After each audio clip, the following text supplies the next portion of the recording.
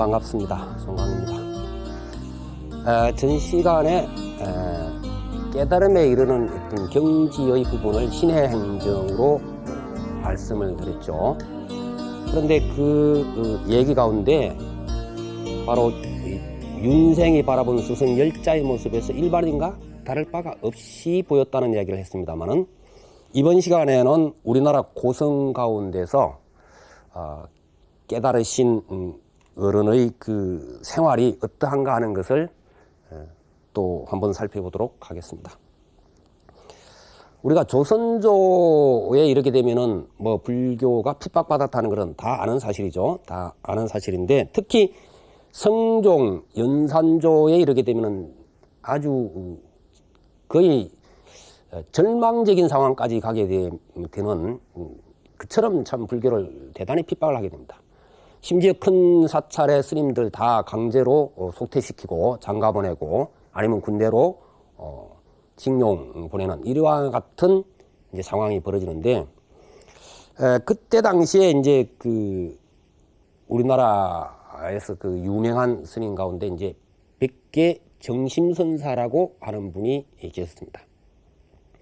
직지사에 그 당시 머무셨던 것으로 보여지는데, 직지사도 거의 폐사지경이 됩니다. 스님들 다 쫓아보내고 뭐 이런 식이 되는데, 그래서 백계 정심선사께서는 화항산을 넘어서 그 뒤에 물한이라고 하는 곳을 가서 운막을 짓고 사시게 됩니다. 이미 뭐 연세가 많으셨던 때인데, 그때 그 신심이 깊은 노보살님 한 분이 가서 시중을 들고 계세요. 그래서 이제 다른 사람들 눈에는 마치 촐로 두 분이 그냥 산에 운막 짓고 사시는 것처럼 그렇게 보이면서, 물론 승복 입고 돌아다니지를 못하죠. 법적으로 승복 입고 있으면 무조건 조사하고 뭐 이러던 시절이기 때문에 그냥 일반 노인들처럼 옷 입고 아마 그랬던 것 같습니다. 이때 이제 30대 이런 그 젊은 수자 가운데 백송지엄 스님이라고 하는 분이 계셨습니다. 우리가 이제 흔히 법맥을 따질 때 백계 정심선사, 그 다음에 백송지엄선사 이런 식으로 이제 합니다만은,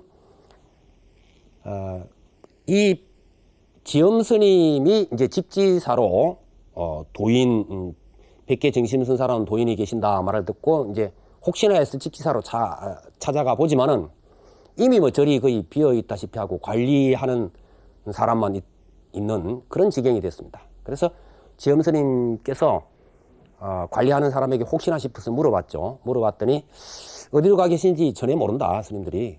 그런데 좀 이상한 것은 화학산 뒤편에 그 운막을 짓고 사는 노인네가 계신다 그러는데, 어쩌면 그분이 도인인지도 모르겠다는 그 얘기가 있다는 거죠.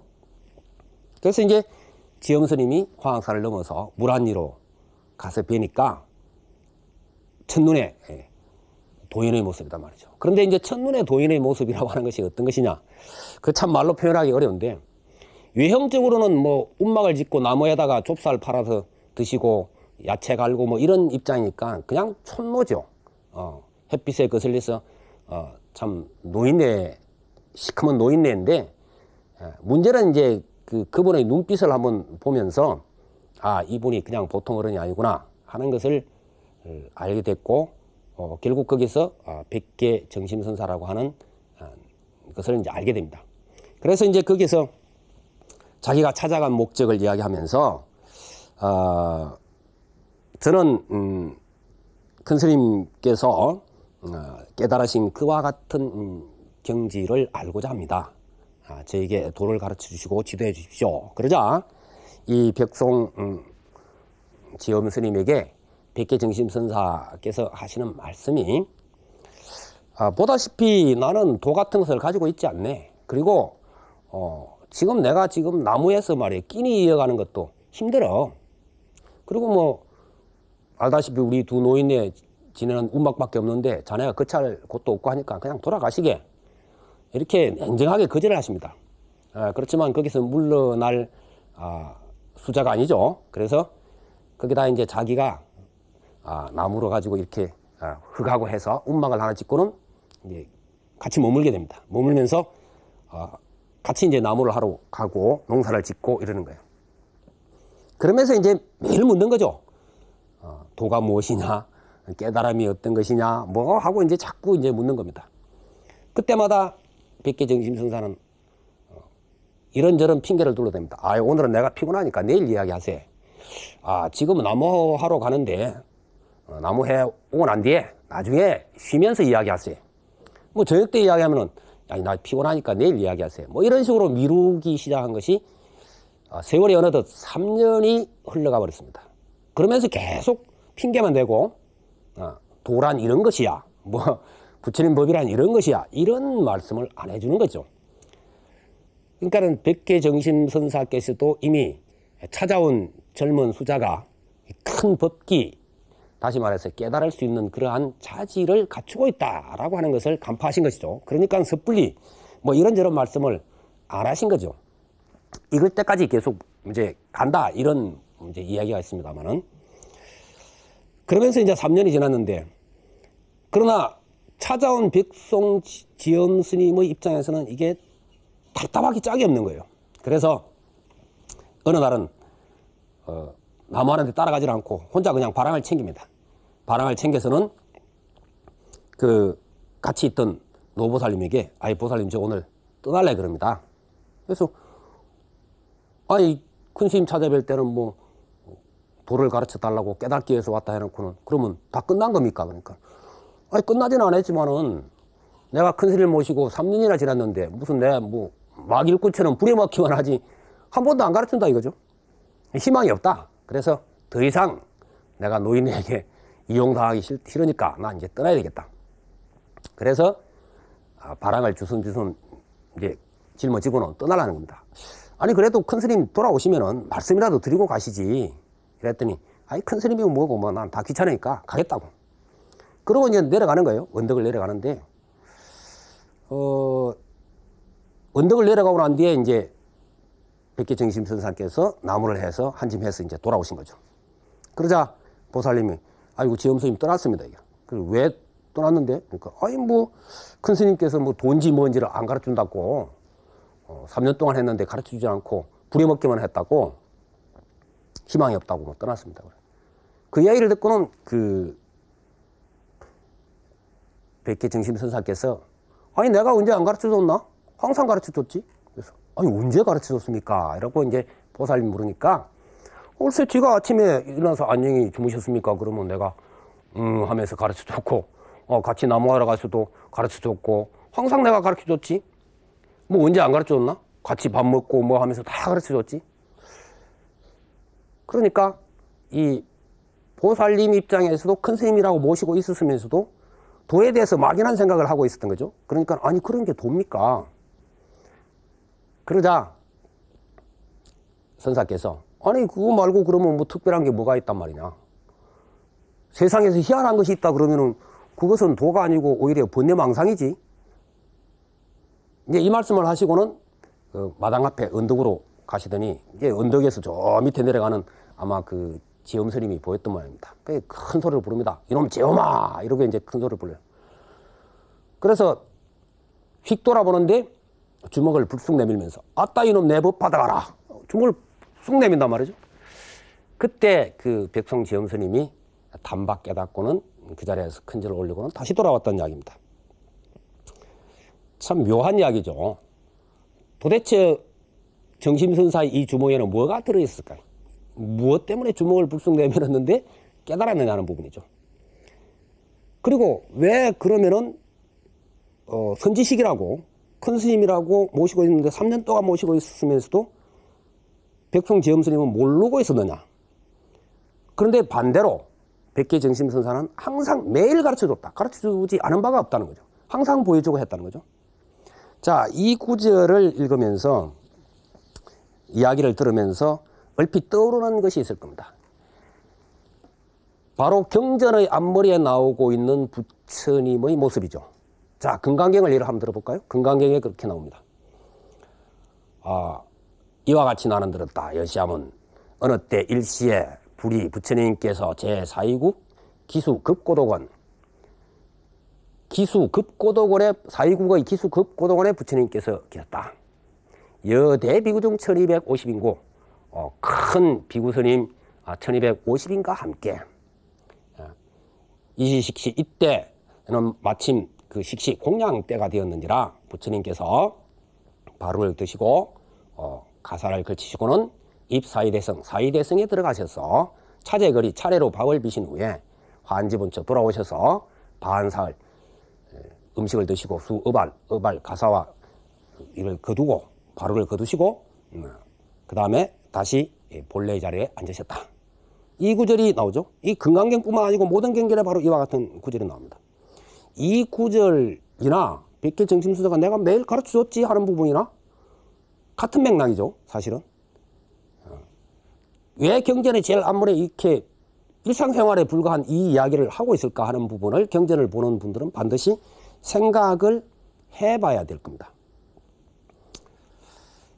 우리가 부처님의 깨달음을 이야기할 때 경전 속에서 내가 깨달은 법은이라고 하는데 자꾸 국집을 한단 말이죠. 그러다 보니까는 어느덧 우리는 뒤에 이야기할, 제가 뒤에 설명을 드리겠습니다만은 바로 영기법이라고만 생각을 해버린 겁니다. 그래서 부처님 깨달으신 법은 영기법이야 라고, 물론 틀린 말은 아니죠. 완전히 잘못된 말은 아닙니다. 깨달음의 세계를 어느 각도에서 설명하고 있는 것이 분명히 영기법은 맞는데 다른 이야기, 그런 표현이 안 돼 있는 구절들은 그냥 넘어간다는 이야기죠. 이렇게 되면 부처님의 진정한 모습을 보기는 어려워진다 하는 것입니다. 그건 왜 그럴까? 그것은 바로 우리가 미몽 속에, 어리석은 꿈 속에 있다. 스산대사의 꿈 속에 꿈 속에서 또 꿈 이야기를 하는 그 시가 나옵니다만, 현실이라고 하는 꿈 속에서 또 다른 꿈, 이것을 이야기하는 우리의 미몽의 세계, 어리석은 꿈속의 세계를 갖다 이야기를 합니다만은, 따라서 그 꿈을 깨고 또 하나의 현실이라고 하는 꿈을 깼을 때 우리가 실상을 본다, 그렇게 이제 표현되고 있는데, 꿈이라고 하는 게 참 재밌죠. 상담을 할 때 참 꿈 이야기 상담이 많은데, 또 신도님들도 그런 이야기를 많이 하고, 제가 어느 절에 있을 때 어떤 신도님이 매일 그 새벽 기도를 나오시는 분인데, 어느 날 아침에 그런 이야기를 해요. 제가 요즘 스님 꿈을 매일 꿉니다. 근데 그 스님께서 꿈속에서 저를 어여삐 이렇게 봐주시고 하는데, 스님 꿈을 꾸면 좋다는데 어떤 좋은 일이 있을까요? 이렇게 이제 자꾸 묻는 거예요. 그래서 요즘에는 그냥 그런 이야기 하면 시국고만 합니다만은, 그때만 해도 제가 좀 바로 이야기를 하는 스타일이라서, 그럼 좋고 나쁘가 있겠소. 꿈은 꿈이지, 개꿈이지. 이제 그러고 말았단 말이에요. 근데 꿈 상담을 해오는 경우에 보면, 물론 꿈이 상징하는 바도 있고 여러 각도로 꿈이 해석이 되어집니다만, 그러나 꿈은 꿈이죠. 그게 좋은 꿈이건 나쁜 꿈이건, 좋은 꿈이라 해가지고 그것이 꿈속에서 기뻐했던 것이 현실적으로 되어지느냐? 그렇지 않죠? 살인마에게 쫓기던 꿈, 호랑이에게 쫓기던 꿈을 꾼다고 해서 돌아와서 보면은, 현실에 돌아와서 보면은, 그러면 직접 호랑이가 버티고 앉았느냐? 그렇지 않죠? 나쁜 꿈이건 좋은 꿈이건 깨고 나면은 현실로 돌아와 있죠. 자기 침상에 와 있단 말이에요. 자기 방에. 자, 이것을 다시 우리가 현실이라고 하는, 이것을 원각경이나 금강경에서는 그것을 상이라든지 환이라고 이야기를 하고 있는데, 각자가 만들어가는 세상, 그런 것이죠. 그래서 각자가 만들어가는 세상을 금강경에서는 상이라 그러고, 원각경 같은 데서 환이라고 이렇게 이야기를 하십니다. 환하, 환상처럼 만든다, 영상처럼 만들어간다, 이런 이야기인데, 그것이 깨어져야 된다는 것이죠.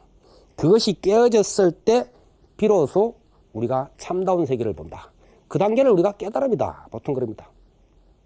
꿈 이야기 나왔으니까는 장자 꿈 이야기를 하나 하죠. 장자에 보면 그런 이야기가 있죠.